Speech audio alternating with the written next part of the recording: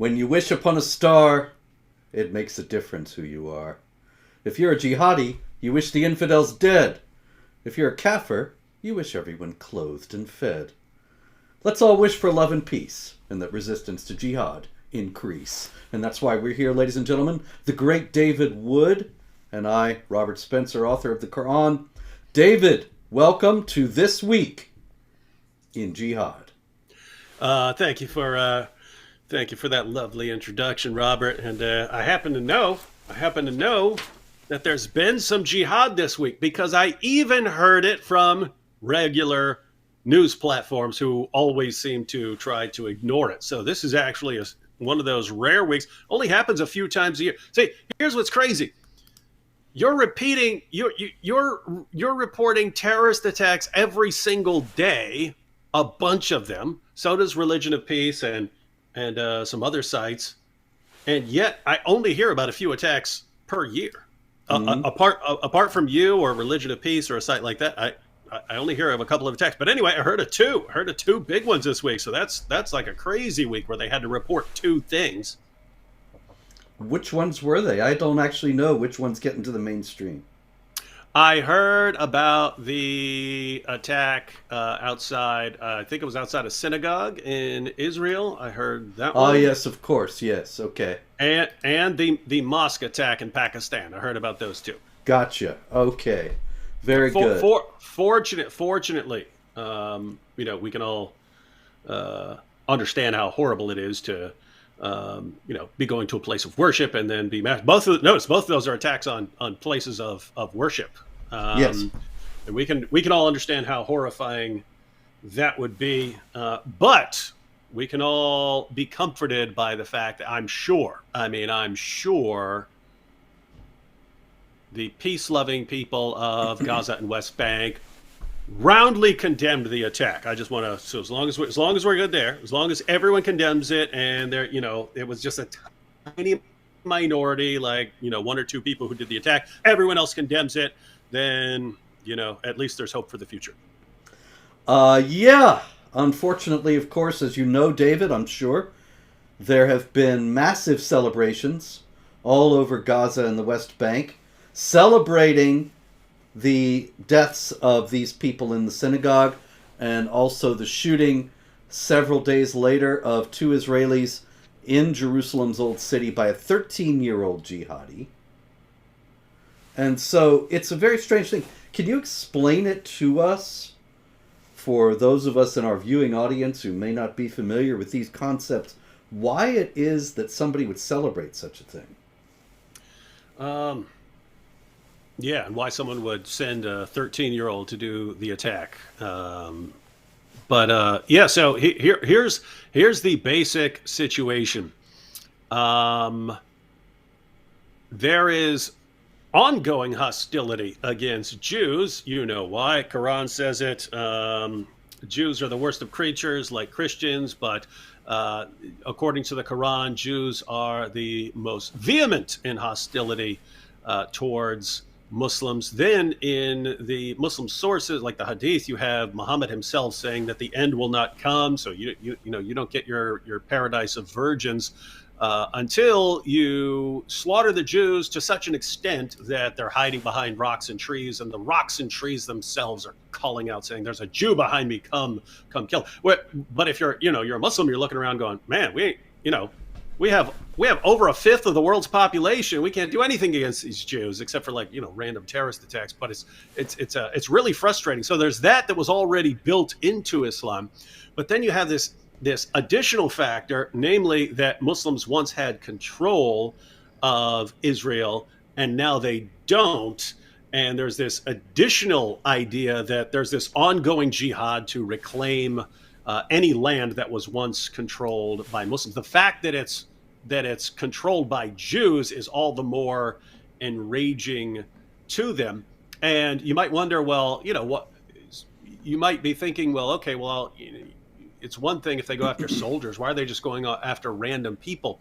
But Muhammad said that the person who funds or provides for a jihadi gets the same reward as the jihadi, and they apply that in reverse as well, and that's the justification for groups like Al Qaeda and so on. When you say why are you attacking like random civilians and so on, they will tell it goes back to Muhammad. Muhammad said it's not just the person who attacks you, it's the person who makes that person capable of attacking you, the person who provides for that person.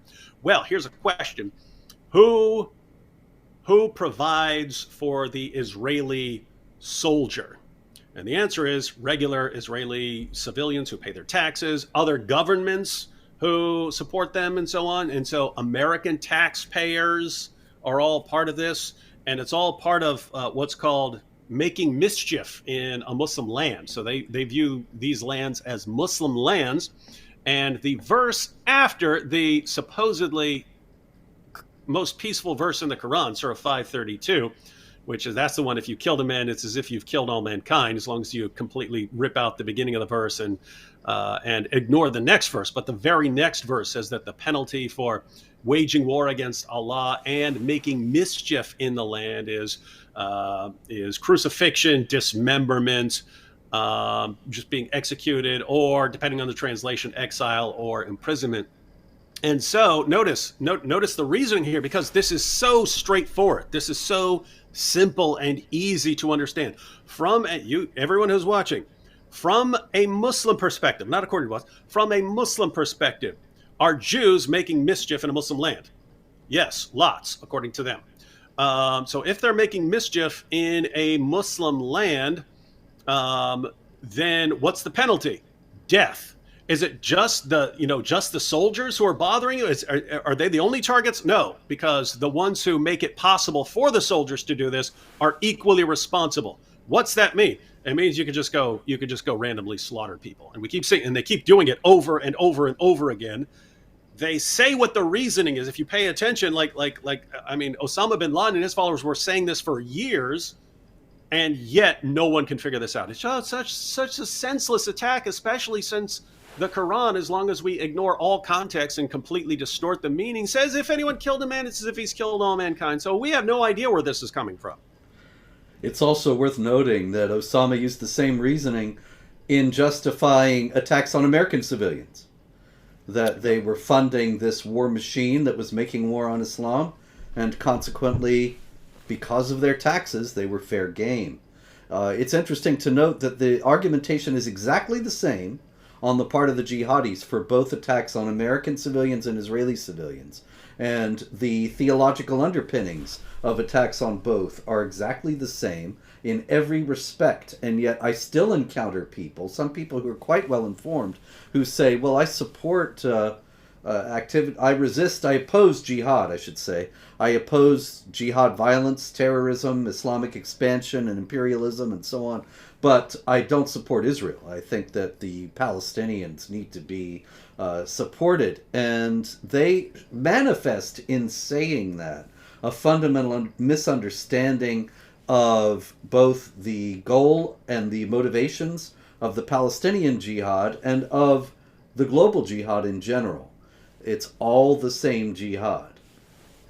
Yeah, and I've been to the West Bank, and so I've been around there. But if it wasn't for all the terrorists, I'm in favor of what's best for the people who are there too. Sure.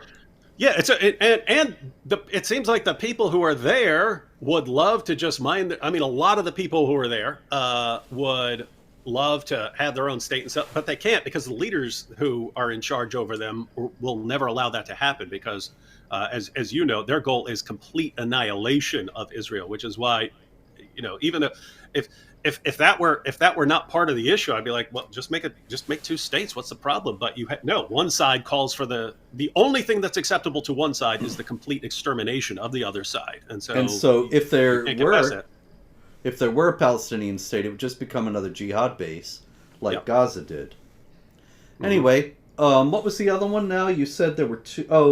There was the Pakistani attack. Mosque attack. Now where the Pakistani Taliban claimed responsibility and then denied responsibility. So that's as far as I've seen out of that one. Very strange. It's extraordinarily bloody, the death toll over 100. One thing we can be sure of course, is that it wasn't Islamophobes who did this. It wasn't people who are always characterized as being the bigger threat. It is Muslim on Muslim violence based on sectarian differences, possibly Sunni Shiite, possibly rival Sunni groups, but in any case, because of the death penalty for heresy and apostasy, if you are a member of the Islamic State, then you think the Islamic State is the true caliphate, and the people who are not in the Islamic State and ISIS, they are renegades from the lawful authorities appointed by Allah, and consequently they can be killed. And yet we never hear. The international bodies all talk about Islamophobia. They never talk about the motivations for attacks of this kind. Yeah, and isn't it weird? I mean, as soon as I heard that there was a major suicide attack on a mosque. Now think about this. This is Pakistan, right? There are very oppressed Christians there. Christians who you can go kidnap their daughters, force their daughters to convert, rape them, marry them, whatever you want to do, and no one's going to do anything about it. And if you complain about it, they'll just kill you. So you'd think, okay, Christians have a lot of reasons to be angry and hostile. Same thing with Hindus in Pakistan as well. Hindus are in the same situation in Pakistan. So you have these groups that have been oppressed for a long time. And yet, as soon as I hear about the mosque attack, I'm like 98% sure that it's another Muslim group, right? Why? It's just experience. That's the way it normally is. Now, there could always, at some point in the future, be some attack and it's some other group. But generally, the mosque attacks are by Muslims from a different group, or Muslims who have a different leader. And as you pointed out, that's part of Islam, because I've already heard this, that if it was Muslims, then they're not real Muslims because a Muslim cannot kill another Muslim.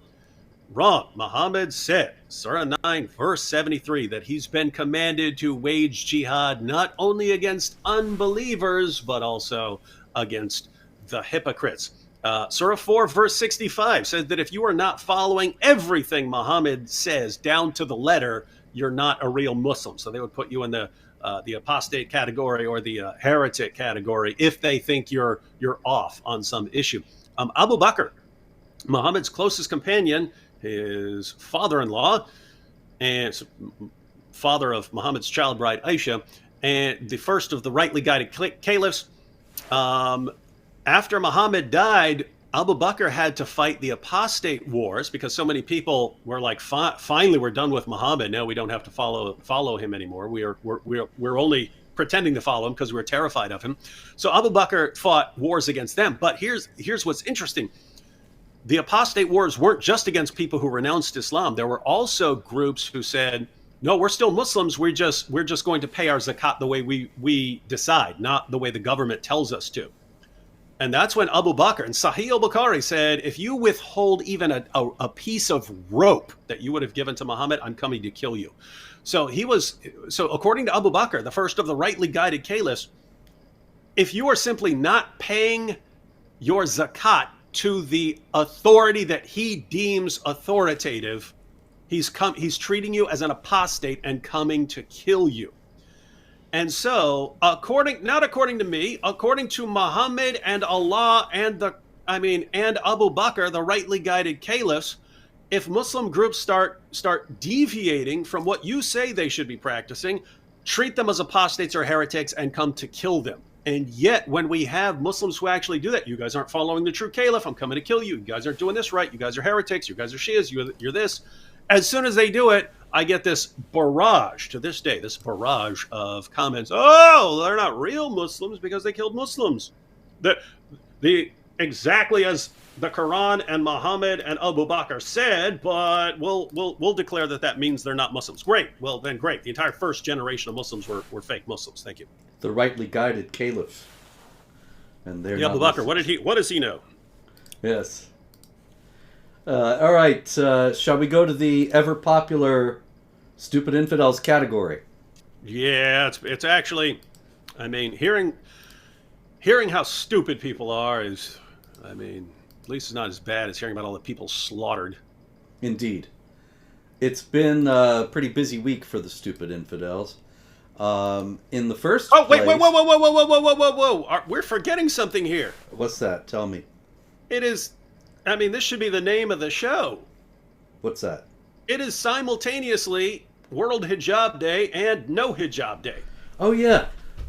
You know, World Hijab Day, I meant to lead off with, and then we had more technical difficulties. The jinns came again, and then we got on to the ones that were reported in the media. I got totally distracted. Yes, Yeah, ladies and gentlemen. Forgot my hijab. I'll call the morality police. Today, February 1st, 2023, is World Hijab Day.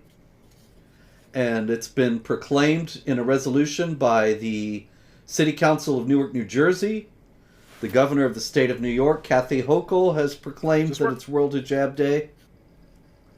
That's beautiful. That's it, man. Yeah, it doesn't look right. I can't pull it off. What is that? That looks like some large mask or something. No, this is a waterproof. They're called chucks. I lay them down when I'm going to spill water and stuff. Gotcha. Well, always need those. And I actually use them to shave on, so I don't get hairs all over the place. I just open one of those up. I trim my beard, and I lay that down, and then all the clippings go onto that. I just ball it up and throw it away. So. Now, you know, I'm 100 years old. You're giving me advice I never heard. What a great idea. Anyway, losing never mind. The thread yet again. People are pointing out that I can use my shirt. They're correct. Go ahead, Robert. Talk about World Hijab Day. Or no Hijab Day. World Hijab Day is based on the idea that Muslim women are so oppressed in the West and so... It was like Zahra Baloo. So oppressed and so discriminated against because they wear hijab that Western non-Muslim feminists on this day, every year, they put on hijabs in solidarity with these supposedly oppressed Muslim women. Now, there are several problems with this. One is that we have a shortage of oppressed Muslim women. That is, there are plenty of oppressed Muslim women, but they're oppressed by the people who make them wear hijab.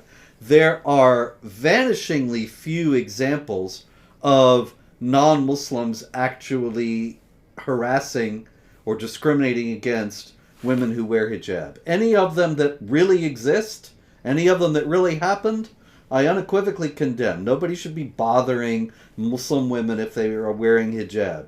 But the fact is that most of the actually all of the widely publicized stories of this have been shown to be completely false. They were fabricated. In one case, a girl she had a non-Muslim boyfriend and she was sneaking out to see him and she didn't want her father to find out. So she was late coming home one day and fabricated a story about how she was harassed on the New York subway. Became international news right away.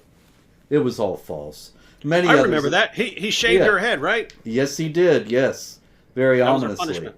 Yep. But the thing is, this is World Hijab Day. It's already silly because we don't have the kind of oppression that they claim that we have in the West. But also, it's grotesque this year. It's particularly obscene this year because there are women who are in prison. There are women who've been killed in Iran in protesting the forced hijab in the Islamic Republic. And now they're having World Hijab Day again. They should have gotten behind No Hijab Day, which was developed by, or if not developed by, at least one of the biggest boosters of it is Masih Alinejad, the great Iranian dissident. And a group of free women all around the world have started this a few years ago to counter World Hijab Day, that today is also No Hijab Day. And that's what the feminists really, at this point, with what's going on in Iran, it's incredible that they're still doing this World Hijab Day business. It is cool that, the tides seem to have turned because I've seen No Hijab Day trending all day on Twitter, and I'm checking right now, and it's still trending. So it's trending, and World Hijab Day isn't. So looks like people are catching on, and it's really simple. It's just like you said. I mean, you have to really search to find anyone attacking someone simply because they wear a hijab. You do not have to look hard at all. You just have to open your eyes for information about women who are attacked for not wearing the hijab, women who are raped for not wearing the hijab, women who are killed for not wearing the hijab. And so it just seems, unless you're totally just tone deaf to everything that's going on in the world, bad, stupid idea to have a World Hijab Day right now. And yet, they still try it. It's crazy. Yep. It's just amazing that Western women, Western Muslim women, can look at what's going on in the world right now and say, we're the ones who are oppressed right here in the West. We're the ones who are oppressed, not those women who are being raped and beaten and tortured and killed. Not them. It's all about us. It's really weird, narcissistic thing that Islam seems to do to people. Yep. And really, the whole protest in Iran started with the death of Mahsa Amini, a 23-year-old woman who was arrested by the morality police for not wearing her hijab properly. Then she died under mysterious circumstances in custody. Many Iranians contend, and it seems very likely, of course, that she was tortured and killed in custody. And it's all because of the hijab. The protests that have been going on for months all came around because of the hijab. And so it's absolutely appalling that there's World Hijab Day this year, but it's today. And it is, as you've pointed out, it is good that there are some people sort of leading a charge here. And it seems like a handful of ex-Muslim women who are really exposing the stupidity of some of these ideas. Because, if anyone should be leading the charge right now, it's like Western feminists should be leading the charge against this stuff. But what do they do when they have a women's march or something? They have women speak and promote Islam to the crowd and say, hey, this is why you all need to convert to Islam. And I'm not exaggerating. They have Muslim speakers telling people that Muhammad was the original feminist. So all you feminists need to convert to Islam because he's the one who brought true equality between men and women. And this is what you get from keep in mind, not all. There are Western feminists who are way smarter than that. But those things, whenever they have some, gathering or something like that, that seems to rise to the surface, that let's all promote Islam. And so fortunately, again, we have some ex-Muslim women who are saying, my goodness, enough of this nonsense. Mm-hmm. Well, I got plenty more nonsense, David, if we move on to more stupid infidels. John Walker Lind. You remember John Walker Lind, the famed Marin County Mujahid, the American Taliban. He was one of the old school. Yes, indeed. Old school, right? He was the first real high-profile post 9/11 convert to Islam. He was, as I noted, from Southern California, and he went to Yemen and then to Afghanistan after he converted to Islam, and was arrested. Actually, he was captured on the battlefield, fighting alongside the Taliban and Al Qaeda against American troops in Afghanistan. He was sentenced to 20 years in prison, and he served 17. And then because of his wonderful good behavior and all that, he was released.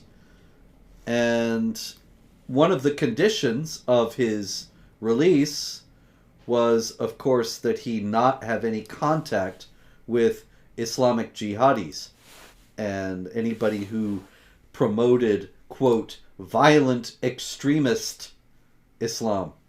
But he flouted that and actually met 3 times. It has just been revealed. He met 3 times in 2021 with an ISIS recruiter. And so there were warnings before he was released that he was very much a convinced jihadi, that if he were released, he was going to go back to the jihad. He was told not to meet with jihadis. He immediately goes and meets not once, not twice, but 3 times with the jihadis, with the jihadi. The stupid infidels should have anticipated this from the beginning.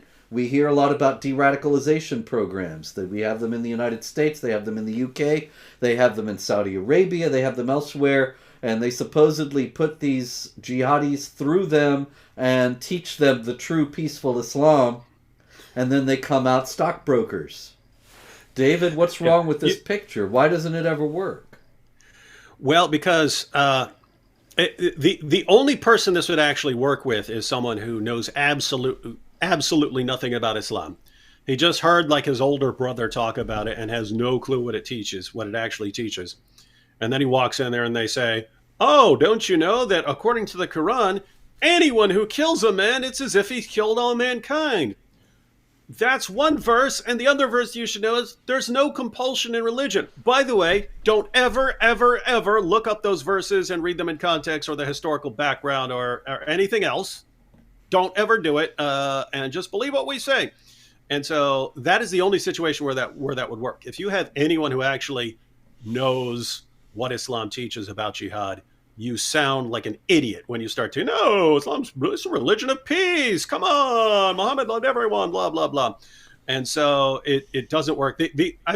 Seriously, I think the only thing you could actually do to get these guys to stop killing and change their minds would be if you said, no, guys, it's just, we can't do it now because we're outnumbered and outgunned. You got to wait 40 or 50 years because I see, people like Sheikh Asim al-Hakim who are actually saying that, guys, don't fight now. Don't fight now. You got to wait until we're ready. We can actually compete with the rest of these guys as for on the battlefield.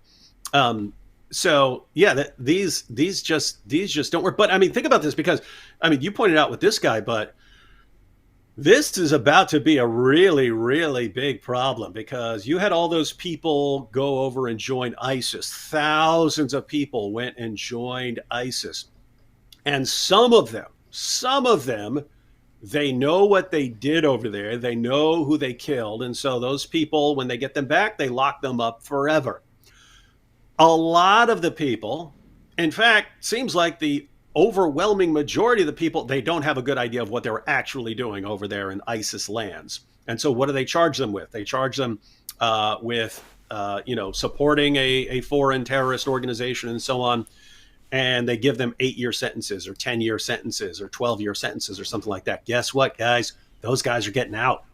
Those women, those men who went and joined ISIS and fought for the caliphate for 4 years and then go home and get a 10-year sentence, they're getting out. And they're getting out right about, they're getting out right now as we speak and do this show. And, some of them you're going to hear from again. Let's just say that. No doubt about it. All right, let's go to Colorado. In Colorado, we had, a few years back, a gentleman named Ahmed Al-Aliwi Al-Isa. Now, Al-Isa is his name.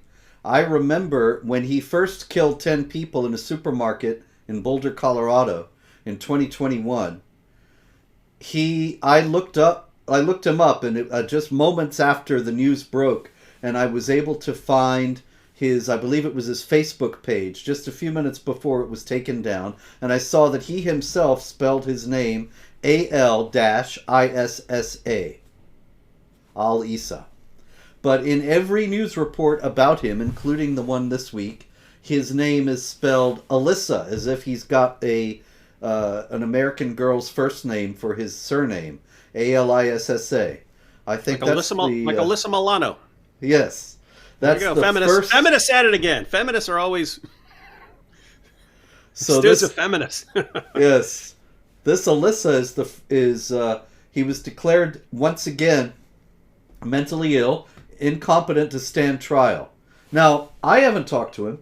He may really be incompetent to stand trial. I'm not saying he isn't.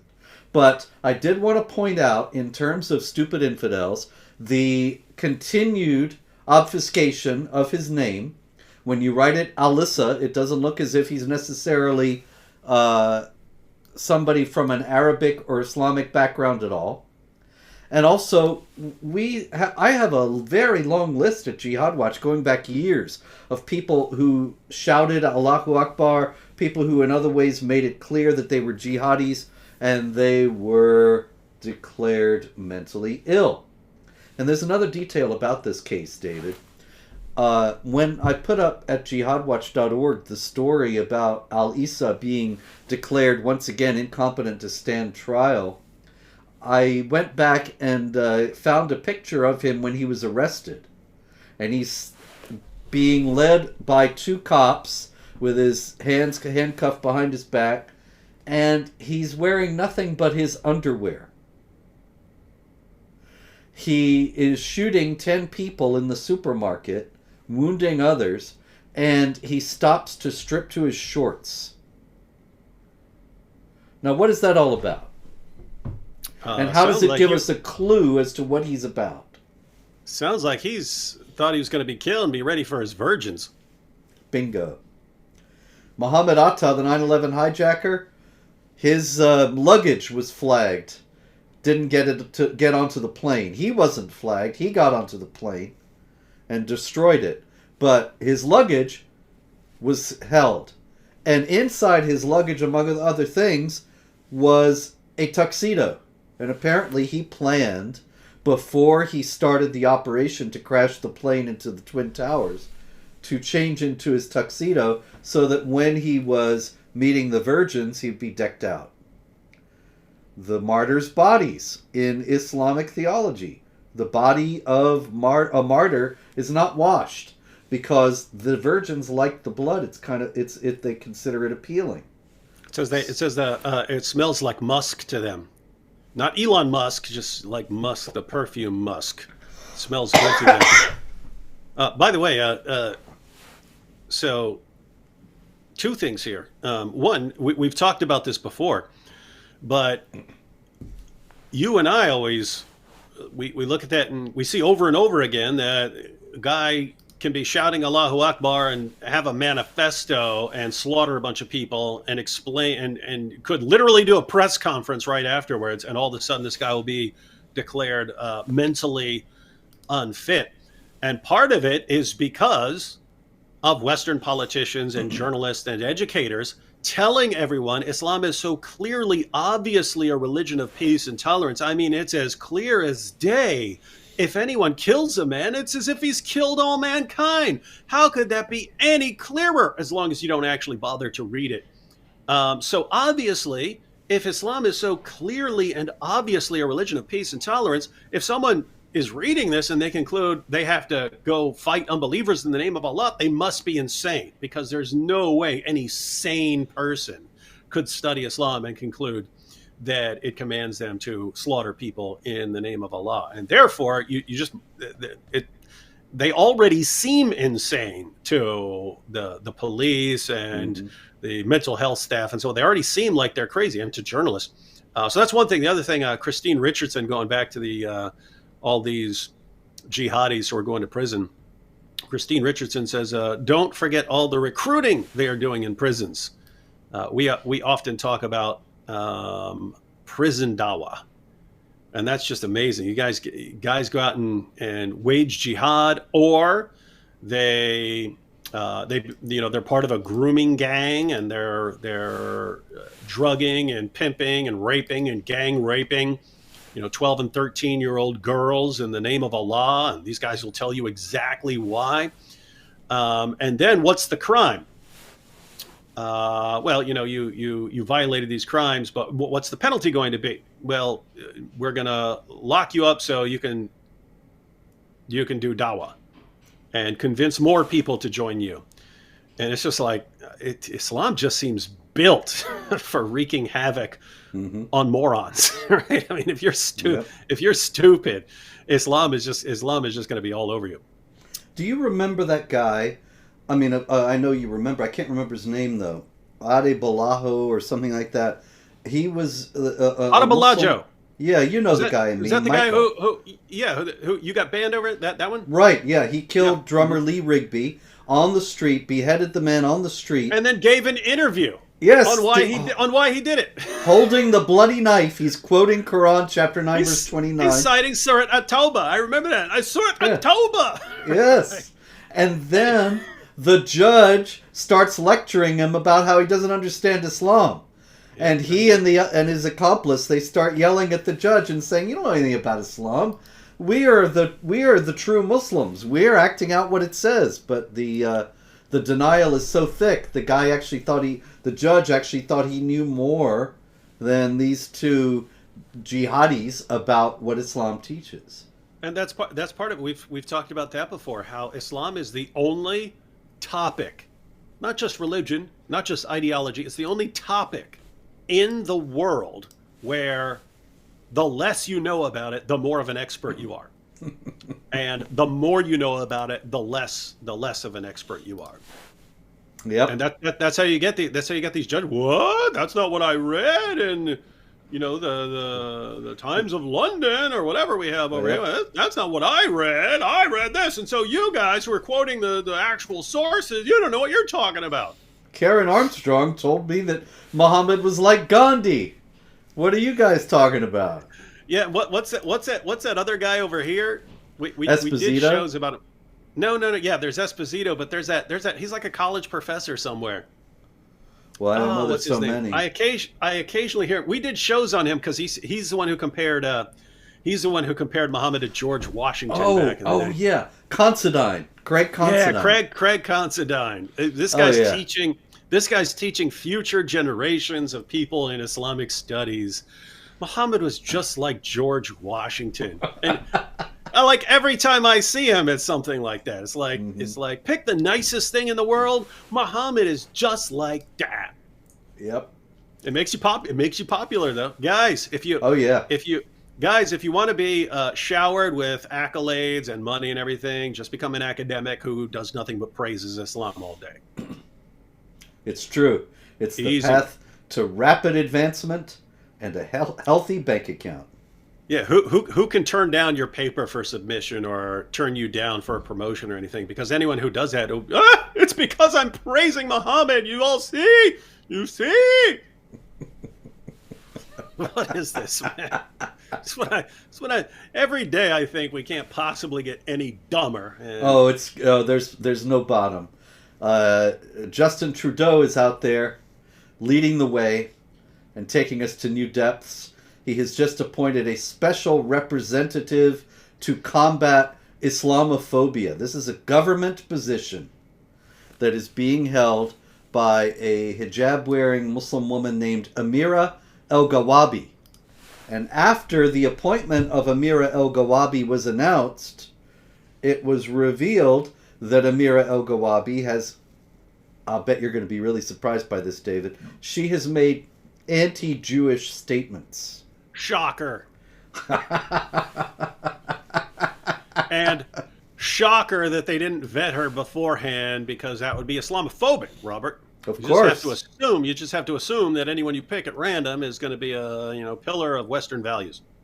And of course, we can be sure that Amira El-Gawabi, as she takes on her new duties with her over $5 million budget, that she is going to make very, very careful efforts to distinguish Islamophobia from honest criticism that is based on Quran and Sunnah of jihad violence and Sharia oppression, right? Mm-hmm. Oh, yeah. Yep. Yeah, she's going to do that. That's going to happen. By the way, wait. This keeps happening over the years. This happens over and over again, but it always reminds me of this ABC news report with Diane Sawyer and a couple of others where it was a 2020 special on Islam. And they were filming in New York where I lived, so I knew some of the Muslims in the area. And they actually had this little clip. So the entire thing is responding to all the claims of people who actually read the Muslim sources and know what's in there.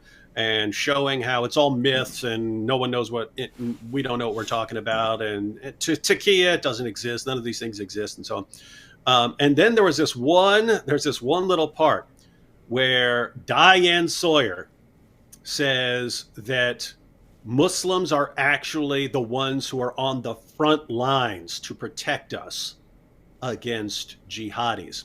And they filmed 3 random Muslims in New York as examples. And the Muslims who are our first line of defense against terror. And right when they pointed the camera at Sadiq Abdul Malik, who was with Revolution Muslim.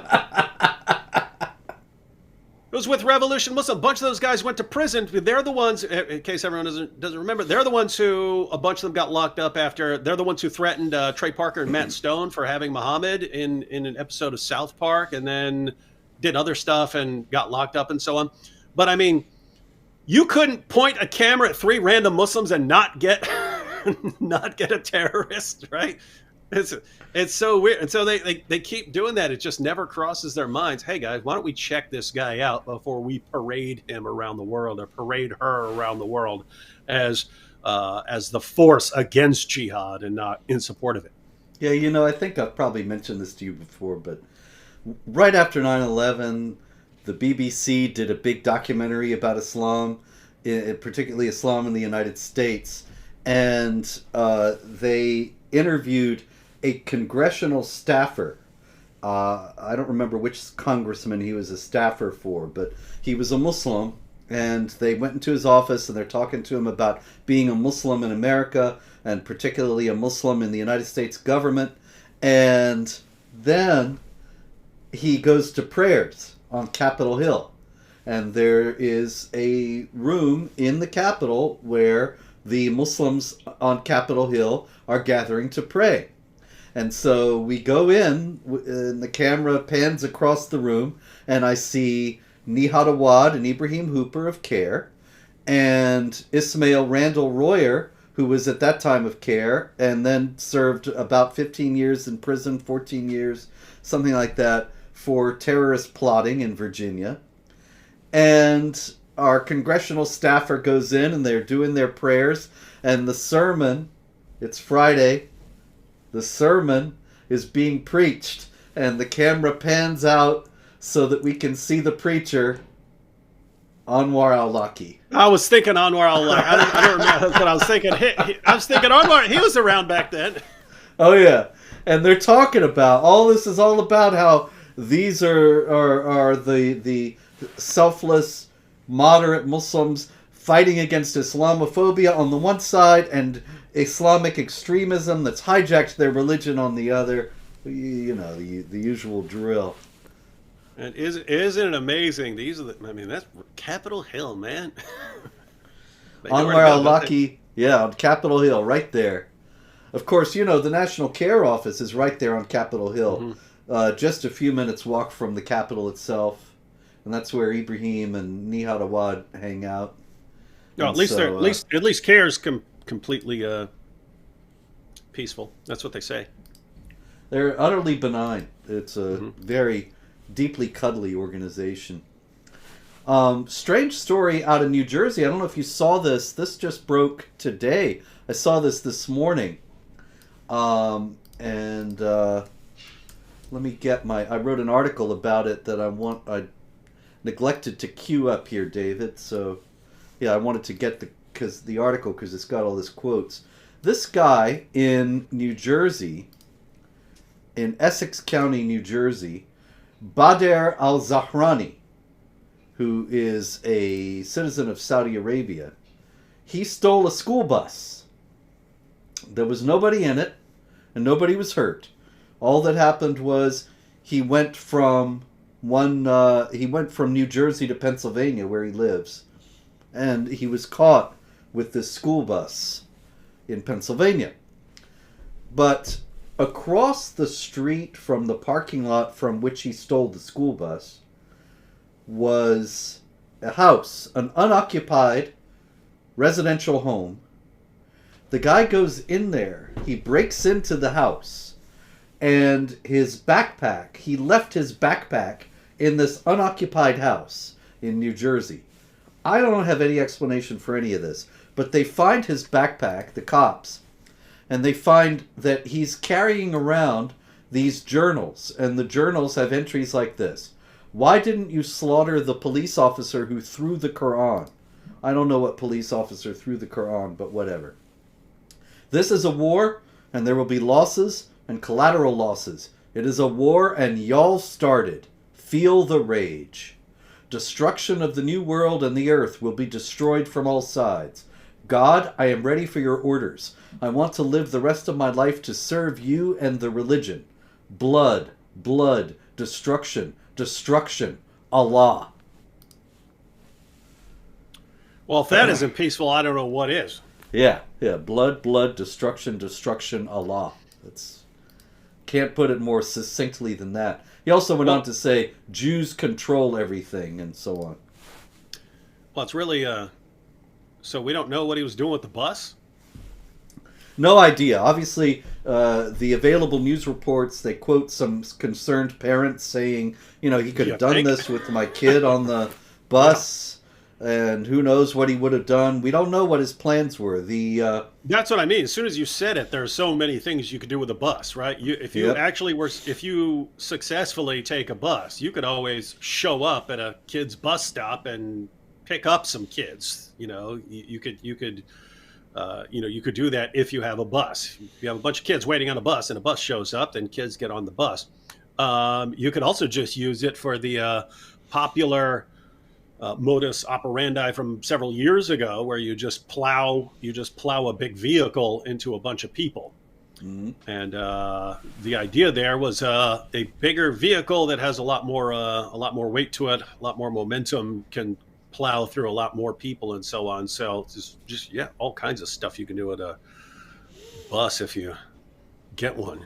Pretty sick.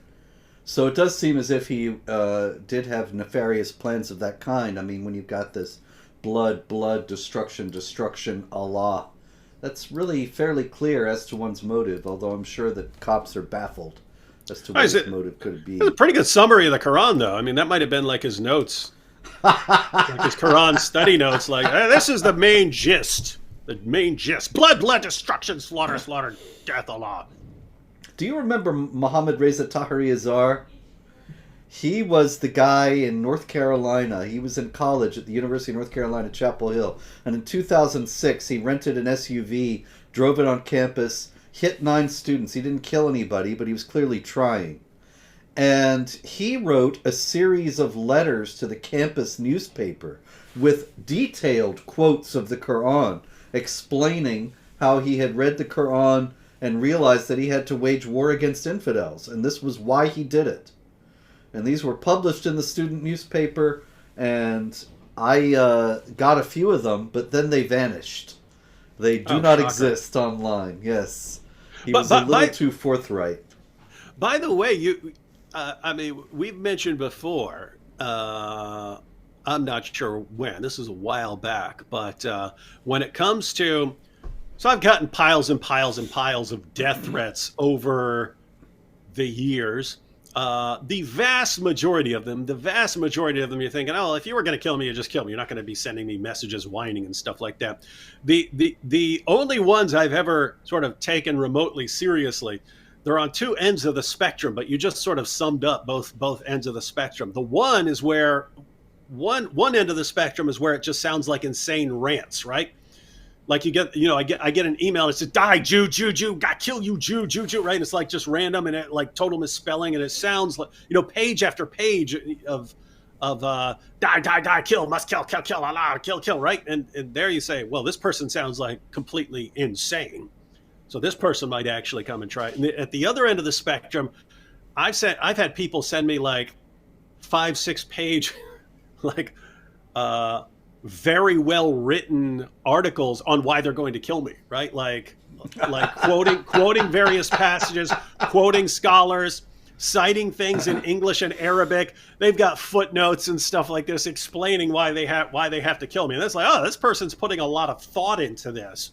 So this person sounds a bit serious, but yeah, those are. But notice, it doesn't matter who it could be. It could be the guy with the insane rants, and they just say, "Ah, this person's crazy," and or it could be a person like explaining in vivid detail, according to the sources, why he has to do it. I won't take that seriously either. Yep. I remember actually ones I got years ago. You remind me. Absolutely unhinged, all caps rants that went on for 4 or 5 pages. Mm-hmm. And I later saw they were signed. They were signed by a real name. And I got so many of them. Later I saw that the woman who wrote them actually... Let me guess. Ilhan Omar. No, she was in Georgia, not if Minnesota. Not, okay, Rashida Tlaib. That's no? Michigan. Oh, darn it. Linda Sarsour would be next, but that's New York. Darn. No, okay, I don't know. this was actually a jihadi. She was killed. I think she tried to attack a police officer ultimately and was killed. If I recall correctly, maybe someone can remember the incident. But in any case, that was the closest that I got to anyone actually warning me and then following through. Although she didn't follow through on me. But you're right. Usually if they say they're going to kill you, I figure, well, that's one thing you're almost certainly not going to do. Not to say nobody will, but the people who are going to kill you usually don't tell you first. Mm-hmm. They just show up and catch a smackdown from the Dizzle. Oh, hey, we don't have much time. I want to make sure to tell you. I have been, or actually more precisely, Jihad Watch has been charged with blasphemy by the government of Pakistan. Whoa, that's quite an honor. I got the email on Monday, and it was from the Pakistan Telecommunication Authority. Very legal document. They say, henceforth the authority, and they have found that the website, henceforth platform, is involved in dissemination of content against the religion of Islam, Muslims, caricatures of Holy Prophet Muhammad Pabah, and circulating false rumors, reports against Muslims. Now that was a low blow because we don't circulate false reports. No. We're the only ones who tell the truth around here. Indeed. They should be giving us medals. They agree with us. Why would they go after you? They agree with everything you say. You repeat word for word what they're preaching in their mosques, and you're the bad guy. Well, it's interesting to note they say that they go on to say dissemination of such blasphemous content is a cognizable offense under sections 295A, 295C, 298 and 298A of Pakistan Penal Code 1860. Those are the exact provisions by which Pakistani Christians and Hindus are often falsely charged with blasphemy. So this is no joke because those people are often killed, lynched by mobs if they are not killed by the state authority. Anyway, the Pakistani government expects me to remedy this, taking action to discard all the blasphemous material and to clarify my position to the satisfaction of the Pakistan Telecommunications Authority. Oh, you should make a video clarifying your position. And then you could thank them for their notification and tell them because you were all out of toilet paper and have it sitting in your bathroom. That's a good idea. Maybe I will make a video this week. We'll see. I don't know. Going solo on a video, it's going to be a difficult thing. It's pretty rough. Yes, indeed. But anyway, that is also strange because actually we have been, that is Jihad Watch, has been blocking Pakistan for 10 years because Pakistan sent so many DOS attacks, are they called?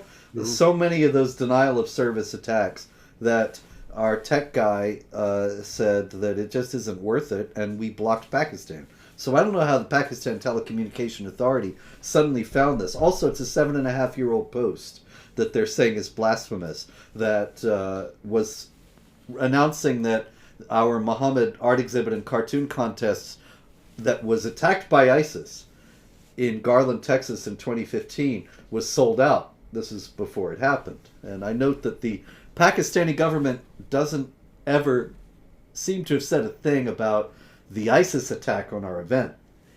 Yeah, but that's they're all very good to go. upset about the blasphemy. Yeah, it's weird.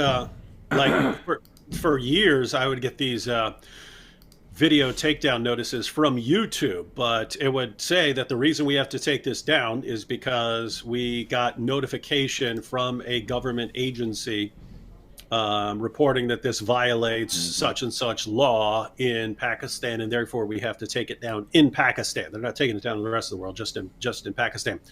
But I got piles and piles of those, and it was just always amusing to me that there was like some guy in an office somewhere watching my videos all day. And, yes, this is the guy in charge of David Wood videos. We have found more blasphemy. All right.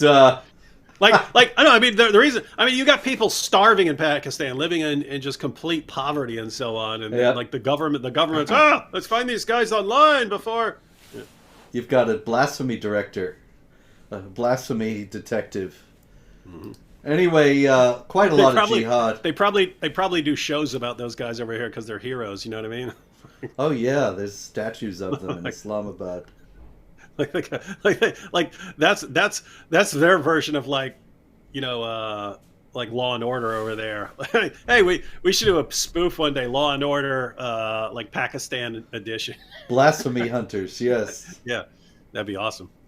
Oh, I love it. All right, there's quite a lot of jihad, David, and I'm just going to go through some things quickly because we only have a few minutes. But so much jihad this week.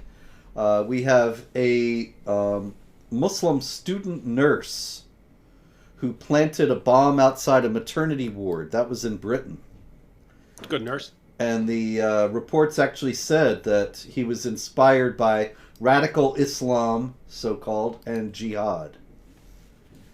In Germany, the New Year's Eve rioters, where some of them were caught on video saying, "Should we kidnap a cop? By Allah, I mean seriously." And so the Germans expect that they can give these people light sentences and they'll be loyal German citizens after this. They're going to be there for a surprise. Yeah, of course, especially if you de-radicalize them. Indeed.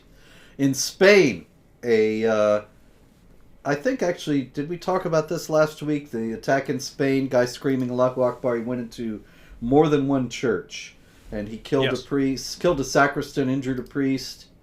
And screaming Allahu Akbar, they're not sure that's terrorism. No, another one in Spain, another migrant from Morocco who was in what they called an advanced state of jihadist radicalization. He planned to carry out a machine gun massacre. He was halfway through the Quran.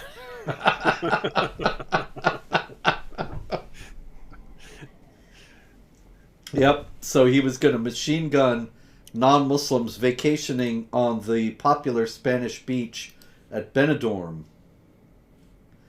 In India, we have a Muslim taking a minor Hindu girl hostage and assaulting her, ultimately setting her on fire because she refused to convert to Islam. Why was he so intent on having her convert to Islam, David? You said Hindu? Yes. Yeah. I mean, you might be able to pull off Jew or Christian, but the Hindu's got to convert. Indeed. In France, there was a Muslim who had to appear in court, who is already well known to court and police officials because of his multiple threats, and he went to court and he threatened to return with the sword of Allah and dismember the police and judiciary. Also in Britain, a Muslim soldier in the British Army has been charged with terror and explosive offenses. In France, a gentleman converted to Islam and then he beat his former partner until she fell into a coma. and explained that the Quran allowed him to do this. And let's see. Sudan, we have the murder of a church pastor and 3 other Christians. We talked about the celebration of the jihad attacks among the Palestinians. In Nigeria, always a hotbed of jihad. Jihadis hacked a farmer and his son to death, shot other people, abducted still others to hold as hostage to get ransoms. 5 Christians also murdered in the northeast and 12 in the middle belt of Nigeria by Islamic jihadis. So it's been a busy week for jihad, David. But I suppose we can end with the answer to this question. David Wood, what are you wearing? Where you been, Bo Rudder? It's World Hijab Day. Where you been? Are you the only person in the world not celebrating World Hijab Day? That's it. So David, in honor of World Hijab Day, has donned a kind of hijab. Prince would be pleased by your choice of hijab. But in any case, this has been This Week in Jihad, World Hijab Day edition. Thank you all for being here. Never give up, never give in, resist. And remember, pray, hope, and don't worry.